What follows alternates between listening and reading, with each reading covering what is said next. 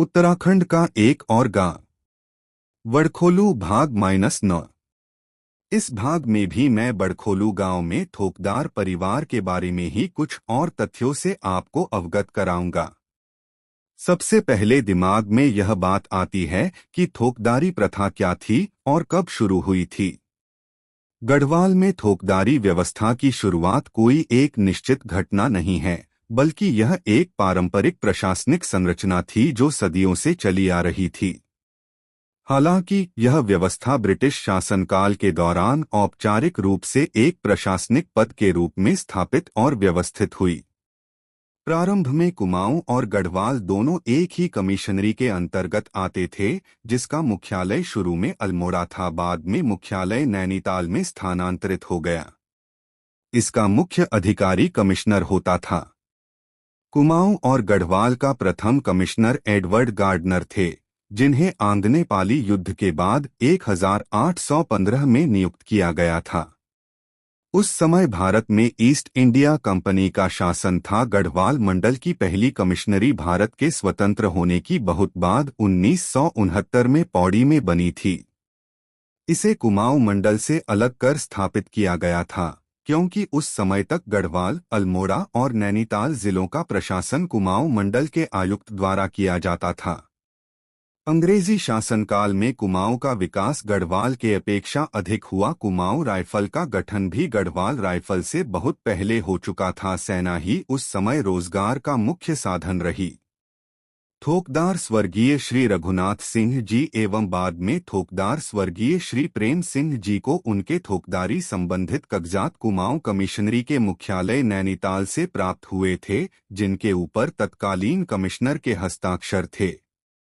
थोकदार स्वर्गीय श्री रघुनाथ सिंह जी ने अपने अंतिम समय में वन विभाग से लकड़ी कटान के ठेके लेने शुरू कर दिए थे। कुछ दिनों तक तो काम सही चलता परंतु एक बार जब पेड़ों का कटान हो रहा था तो जंगल में नरभक्षी बाघ लग गया, जिसके डर के कारण मजदूर काम छोड़कर भाग गए और कुछ दिनों बाद दुर्भाग्यवश किसी ने जंगल में आग लगा दी, जिससे सारे जंगल और कटी हुई लड़कियां राख बन गई, जिससे उनको बहुत नुकसान हुआ और नुकसान की भरपाई करने के लिए उन्होंने दादी जी और अपने 3 बड़ी बहुओं के सोने के गहने को बेचना पड़ा। इसके बाद भी जब धनराशि पूरी नहीं हो पाई तो पिताजी स्वर्गीय श्री प्रेम सिंह बिष्ट गांव के ही जिलाधिकारी पद पर आसीन स्वर्गीय श्री जयकृत सिंह बिष्ट जी के पास मदद के लिए गए। उन्होंने पिताजी को आवश्यक धनराशि दे दी और कहा कि जब तुम्हारे पास यह पैसे हो जाएंगे तब ही वापस करना, चिंता करने की कोई जरूरत नहीं, तुमको मूलधन पर कोई ब्याज भी नहीं देना पड़ेगा। तब जाकर के उन्होंने ठेके की धनराशि को जमा की। कर्ज की यह धनराशि को बाद में हमारी पीढ़ी द्वारा हमारी चौथी चाची स्वर्गीय श्रीमती भुवनेश्वरी देवी एवं अन्य चाचियों के बार बार कहने पर कमिश्नर दादाजी के देहांत के काफी बाद यह धनराशि उनके पुत्र श्री अमरजीत सिंह बिष्ट जी को अदा की गई। जिस समय थोकदार रघुनाथ सिंह जी का देहांत हुआ उस समय तक वे अपने 3 बड़े बेटों विवाह कर चुके थे। उसके बाद 2 भाइयों और 2 बेटियों का विवाह दादी जी ने अपने बड़े पुत्रों की मदद से करवाए। दादी जी ने सबसे पहले अपनी बड़ी पुत्री बंचा फूफू, बड़ी फूफू जी, का विवाह बलगांव के एक अच्छे परिवार की कर दिया था। बलगांव से ही हमारे दूसरे चाचा जी का विवाह हुआ था। बड़ी फूफू जी होने वाले पति उस समय भारतीय नौसेना में कार्यरत थे। कुछ दिनों बाद जब शादी हो गई तो फूफू जी गांव में ही रही। जब बच्चे पढ़ने लायक हो गए तो मामा जी, फूफू जी और बच्चों को भी पढ़ाई के लिए अपने साथ ले गए और उसके बाद वे हमेशा उनके साथ ही रहे। फूफू जी जब कोचीन या मुंबई में रहती थी तो वे दादी जी के लिए कई बार रसगुल्ले और गुजिया आदि चीजें भेजती रहती थी, जिसके कारण हमें भी खाने को मिल जाते थे। हमने तभी पहली बार ये चीजें खाई थी। मैं और जगदीश भाई ही उस सामान को सतपुली से घर लाते थे। फूफू जी 2 पुत्र अनूप, अनिल और एक पुत्री कुसुम है। पढ़ाई पूरी होने के बाद कुसुम अध्यापन कार्य से जुड़ गई। समय के साथ साथ कई सामाजिक संगठनों से भी जुड़ती गई और जिसने उसकी छवि अच्छी बन गई। अनूप का चयन भारतीय नौसेना में हो गया था। उसने कुछ महीने वहां पर ट्रेनिंग भी की, परंतु पसंद न आने के कारण वह महीने दिन बाद घर आ गया। घर में ही रहकर कुछ प्राइवेट संस्थानों में कार्य करता रहा। कुसुम का विवाह फूफू और मामाजी मुंबई में मर्चेंट नेवी में कार्यरत श्री भूपाल गोसाई जी के साथ 16 दिसंबर 1980 कर दिया। बाद में वे मर्चेंट नेवी में चीफ इंजीनियर के पद पर कार्यरत रहे। वे लगभग 25 से 26 साल तक अपने पद पर बने रहे। वे अत्यंत व्यवहार कुशल और हंसमुख प्रवृत्ति की व्यक्ति हैं। अनूप का विवाह 1984 में मुंबई में रहने वाले एक परिवार की अच्छी संस्कारी लड़की से कर दिया। उनके 2 पुत्र हुए, परंतु दुर्भाग्यवश अनूप की पत्नी का स्वर्गवास 2012 में हो गया, जबकि पूज्य मामा जी का निधन 1997 में ही हो चुका था। मामा जी अत्यंत कर्मठ, ईमानदार और अनुशासन प्रिय व्यक्ति थे। अब अनूप मुंबई में रहकर ही फूफनजी की सेवा में लगा रहता है, जबकि उसके दोनों पुत्र मर्चेंट नेवी में कार्यरत हैं। छोटा पुत्र अनिल दुबई में रहता था। उसने वहीं पर 1987 के आसपास शादी कर ली थी। मुंबई से वहां पर कोई शादी में सम्मिलित नहीं हुआ था। अनिल के भी 2 पुत्र और 1 पुत्री है, जो कि दुबई में ही कार्यरत हैं। फूफू जी अब दादी नानी बन चुकी है। बड़ी फूफू जी पहले पूज्य मामाजी व अपने बच्चों के साथ हर वर्ष अपने मायके बड़खोलू आती थी। बड़ी फूफू जी आज 95 से 96 साल की हो गई है, इसलिए इस उम्र में कुछ ना कुछ बीमारियों का लगाना तो आम बात है। अनूप, कुसुम, श्री भोपाल गोसाई जी फूफू जी की सेवा में हमेशा लगे रहते हैं। प्रिय बहन कुसुम और श्री भोपाल गोसाई जी का पुत्र मोंटी भी मर्चेंट नेवी से जुड़ा है। वह मुंबई में ही रहता है। उसके बाद दादी जी ने अपनी छोटी बेटी सुमित्रा, छोटी फूफू जी, का विवाह करवाया। उनकी शादी धारी गांव के स्वर्गीय श्री बद्री सिंह रावत जी के पुत्र स्वर्गीय श्री बलवंत सिंह रावत जी के साथ करवा दिया था। उस समय के पढ़े लिखे, सरल स्वभाव के व्यक्ति थे, अच्छे विचारों के स्पष्टवादी व्यक्ति थे। वे उस वक्त सरकारी सेवा में अच्छे पद पर कार्यरत थे। कोटद्वार भाबर में भी उनके पास काफी कृषि योग्य सिंचित जमीन भी थी। पहले छोटी फूफू जी भी अपने सास ससुर के साथ गांव या भाबर में रहती थी। उनके ससुर जी उसे समय शिक्षक के रूप में कार्य करते थे। जब बच्चे पढ़ने लिखने लायक हो गए तो मामा जी बच्चों को अपने साथ ले गए। उसके बाद में हमेशा उनके साथ ही रहे। उनका जीवन का ज्यादातर समय अपने पति के साथ यानी हमारे मामा जी के साथ ही उनकी सेवा में बिताया। जब मामा जी का ट्रांसफर शिवसागर असम में हुआ तो वहां वह बहुत दिनों तक बीमारी की हालत में रहे। वह समय फूफू जी और सारे परिवार के लिए बड़ा दुखदायी था और उसके बाद बड़ी मुश्किल से उनका ट्रांसफर वहां से हुआ।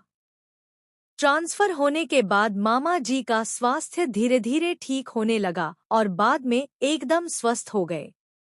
मामा जी बहुत सज्जन एवं प्रबल बुद्धि के व्यक्ति थे और सबसे अच्छे रिश्ते बनाकर रखते थे। उनके 2 पुत्र और 2 पुत्रियां थीं। उनके दोनों पुत्र पढ़ने में तीव्र प्रवृत्ति के थे, जिसके कारण वे दोनों ने DRDO में साइंटिस्ट भी पद से कार्य करना शुरू किया और लगातार प्रमोशन लेने के बाद दोनों साइंटिस्ट जी के पद से रिटायर हुए। बड़े पुत्र भगवत सिंह रावत देहरादून में ही मकान बना के अपने मकान में रहते हैं। भाई भगवंत सिंह एक पुत्री टानिया है, जिसकी शादी हो चुकी है और अब वह ससुराल में अपने पति के साथ रहती है। छोटी फूफू जी के छोटे पुत्र जसवंत सिंह रावत दिल्ली में अपने मकान पर रहते हैं। जसवंत सिंह जी का एक पुत्र सार्थक है, जो कि कनाडा में कार्यरत में हैं। उसने अपने परिवार की सहमति से कनाडा में ही कार्यरत एक बंगाली हिंदू लड़की से शादी करने का मन बना लिया। यद्यपि यह शादी देहरादून में फूफूजी के घर से उनके आशीर्वाद से ही संपन्न हुई थी, अब उन्होंने कनाडा की नागरिकता भी ले ली है और वहीं मकान भी बना दिया है। छोटी फूफूजी ने बड़ी बेटी संगीता का विवाह शिमला में किया था, परंतु वह सफल नहीं रहा, इसलिए गीता बाद में मामा जी के पास देहरादून भी आ गई और फिर मामा जी ने उसकी मर्जी दूसरी शादी की और वह अब अपने पति श्री नयाल जी के साथ दिल्ली में रहती है। छोटी फूफू जी की छोटी पुत्री संध्या बबली का विवाह एक अच्छे घर में हुआ। उनके पति श्री सत्येंद्र सिंह नेगी का भीमताल में अपना एक बड़ा स्कूल है। एक बार भीमताल जाते समय प्रिय बबली का सड़क दुर्घटना में स्वर्गवास हो गया, जो कि अत्यंत दुखद घटना थी। परिवार को इस दुखद घटना से बाहर निकलने में बहुत समय लगा। छोटी फूफू जी मामा जी के लिए तो ये दिन बहुत दुखदायी थे।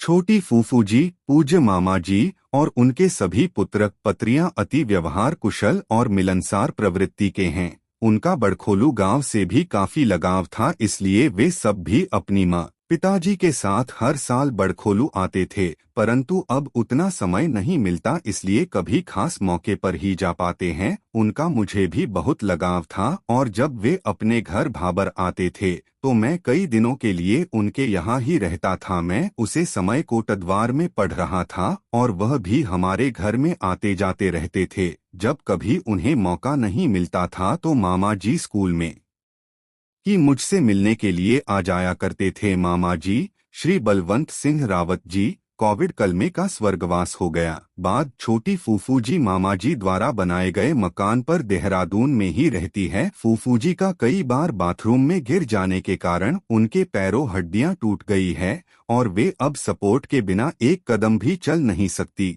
इसलिए उनके देख रेख के लिए एक लड़की को 24 घंटे के लिए उनके पास रहते हुए उनकी देखभाल करती है। चलने फिरने के अलावा उन्हें कोई अन्य परेशानी है। उनके बच्चे उनको देखने के लिए लगातार आते रहते हैं। मैं भी कई बार फूफू जी को देखने जाता हूँ। मेरा स्वास्थ्य भी अब ठीक नहीं रहता, इसलिए अकेले नहीं जा पाता। कभी कभी साथ मिलने पर ही जा पाता हूँ।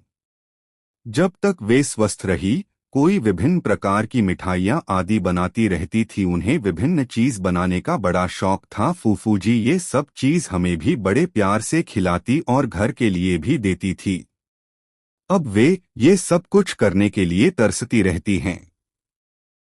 बाद में दादी जी ने अपने चौथे पुत्र स्वर्गीय श्री चंद्र सिंह बिष्ट जी का विवाह लंगूर पट्टी के स्यलगाम के एक अच्छे नरौनी रावत परिवार की लड़की से करवाया, जो कि यद्यपि वे पढ़ी लिखी नहीं थी, समय बहुत कम महिलाएं पढ़ी लिखी होती थी, परंतु वह बहुत बुद्धिमान, साफ हृदय तथा तुरंत निर्णय लेने वाली महिला थी। वे अपने धुन की पक्की थी, जो बात सोचती थी उसको करके भी दिखाती थी। मैं कई बार उनके साथ उनके मायके स्यलगाम भी गया था, इसीलिए मेरी उनकी माँ, पिताजी और भाई बहनों से अच्छी पहचान हो गई थी। वे लोग भी मुझे बहुत प्यार करते थे। उनका एक मकान गुमखाल में भी था। मैं चाची जी के मायके जाते या आते समय कई बार वहां पर भी आता जाता रहता था। बाद में उनका परिवार गांव को छोड़कर कालागढ़ के पास कदराबाद में बस गया। उनके चाचा जी का परिवार गांव में ही रह रहा था। अब हमारा परिवार काफी बड़ा हो गया था, इसलिए दादाजी ने तीसरे चाचा जी श्री चंद्र सिंह बिष्ट जी के विवाह के बाद परिवार को अलग अलग हिस्सों में बांट दिया। दादी जी और सभी भाई अपने पुराने मकान पर ही बड़े प्यार के साथ रहते थे। सबसे छोटे पुत्र श्री राजेंद्र सिंह जी बिष्ट दीदी के साथ ही रहते थे। सबसे छोटे चाचा जी उसे समय बिलखेत स्कूल में 7वीं में पढ़ते थे, परंतु उन्होंने स्कूल जाना बंद कर दिया था। इसलिए 15 अगस्त के अवसर पर उनके दोस्त उनको वापस लेने के लिए आए और उन्होंने दादी जी को यह सब कुछ बताया और उन्हें कहा कि राजू को हमारे साथ वापस स्कूल भेज दो, घर में रहकर क्या करेगा। दादी ने कहा, तुम ठीक कह रहे हो, परंतु वह मानता कहाँ है। अगर तुम मान सको तो मना लो। उन बच्चों ने बहुत कोशिश की, पर चाचा जी ने उनकी एक न सुनी। विवश होकर उन्हें खाली हाथ जाना पड़ा। जाते हुए वे फिर चाचा जी से कहकर गए कि राजू, हम तेरा इंतजार करेंगे, तू अवश्य आना। परंतु उनका स्कूल जाने का मन ही नहीं होता था। उसी समय ही मैंने भी स्कूल जाना शुरू किया था। दादी जी ने 2-3 साल बाद छोटे चाचा जी को स्वर्गीय श्री गजेंद्र सिंह बिष्ट दादाजी के साथ राजस्थान भेज दिया और उन्होंने चाचा जी को कुछ समय बाद RAC में भर्ती करवा दिया। RAC का बाद में BSF में विलय हो गया। बड़े चाचा जी पहले ही बीएसएफ में भर्ती हो चुके थे। इस तरह से हमारे दोनों छोटे चाचा जी बीएसएफ में ही सेवारत थे। छोटे चाचा जी की नौकरी लग जाने के 2-3 साल बाद दादी जी ने उनकी शादी चौदकोट के क्यर्थ गांव के एक अच्छे परिवार रिखोला नेगी के घर से करवा दी थी। यह चाची जी कुछ पढ़ी लिखी थी। उनका नाम श्रीमती कलावती था, परंतु गांव में उनकी जेठानी और बूढ़ी महिलाएं उन्हें श्रीमती नाम से ही पुकारती थी। वे हंसमुख स्वभाव की एवं व्यवहार कुशल महिला थी। वे हल्के सांवले रंग की परंतु सुहानी सौंदर्य की एक अच्छी महिला थी। उनका सबके अच्छा तालमेल था। घर में उनकी 4 जेठानी थी, वे सबके साथ मिलजुल कर रही थी। दादी के अंतिम समय तक वे दादी जी के साथ ही रहती थी और उनकी देखभाल करती थी। हालांकि मेरी माँ सहित घर की सारी चाचियाँ दादी की सेवा में कोई कमी नहीं छोड़ती थी। वे उन्हें कोई परेशानी नहीं होने देती थी। दादी भी स्वस्थ रहती थी, इसलिए वह अपना समय बिताने के लिए खाना आदि भी बना लेती थी। उन्होंने अपने अंतिम समय तक अपना जीवन बड़े अच्छे ढंग से जिया। उस समय जो भी चाचा जी छुट्टियों में घर आते थे तो वे जो भी सामान लाते थे सब दादी को दे देते थे। दादी जी बाद में 5 घरों में सामान को बराबर बराबर बांट देती थी। धन्यवाद। गोपाल सिंह बिष्ट, वड़खोलू, देहरादून, 28 दिसंबर 2025। नोट: ठोकदार परिवार की वंशावली के बारे में अगले भाग में पढ़िए। धन्यवाद।